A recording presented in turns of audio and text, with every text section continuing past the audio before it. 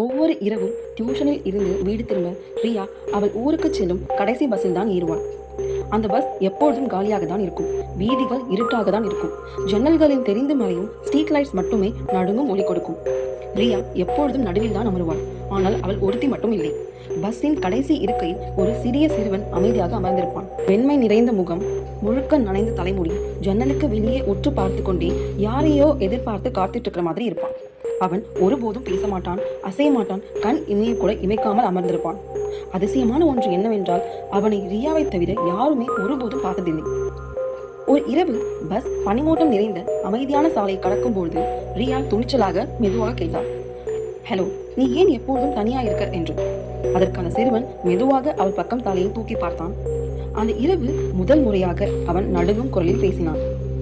இன்று இரவு அங்கே உட்காராதே, அது பாதுகாப்பில்லாத இடம் என்று சொன்னான். ரியாவின் இதயம் துடித்தது. அவள் பின்னோக்கி ஒரு படி தள்ளி நின்றாள். அதைத் தொடர்ந்து சற்றென்று ஒரு சத்தம், அதாவது ரியாவின் இருக்கை உடைந்து போனது. ஒரே சத்தத்தில் பின்னால் விழுந்தது. அந்த இருக்கையின் ரியா இருந்திருந்தால் காயமும் அல்லது அதைவிட மோசமான ஏதோ ஒன்று நடந்திருக்கும். அவள் மூச்சு திணறி அவனுக்கு நன்றி சொல்ல பின் திரும்பினாள். ஆனால் அந்த இருக்கை முழுக்க காலியாக இருந்தது. அவன் அங்கே இல்லை.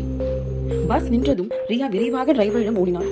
அங்கிள், அந்த கடைசி சீட்டில் அமர்ந்திருந்த பையன் எங்கே போனான் என்று கேட்டாள். டிரைவர் ஆச்சரியமாக அவளை பார்த்து சொன்னான், எந்த பையன் ரியா? இன்னைக்கு பஸ்ல நீ ஒருத்தி தான் இருந்த என்று சொன்னார். ரியாவின் உடலெங்கும் ஒரு பயம் ஏற்பட்டது. அவள் வெளியே இறங்கி பஸ் வந்த அந்த இருண்ட பாதையை பார்த்தாள். பின்பக்க இருக்கையில் இருந்த அந்த மர்ம சிறுவன் அவளை பாதுகாப்பதற்காக மட்டுமே தோன்றினான் என்றும் மீண்டும் ஒருபோதும் காணப்படாத ஒரு ஆவி என்றும் ரியாவுக்கு புரிந்தது. இதுவே ரியாவின் கதை.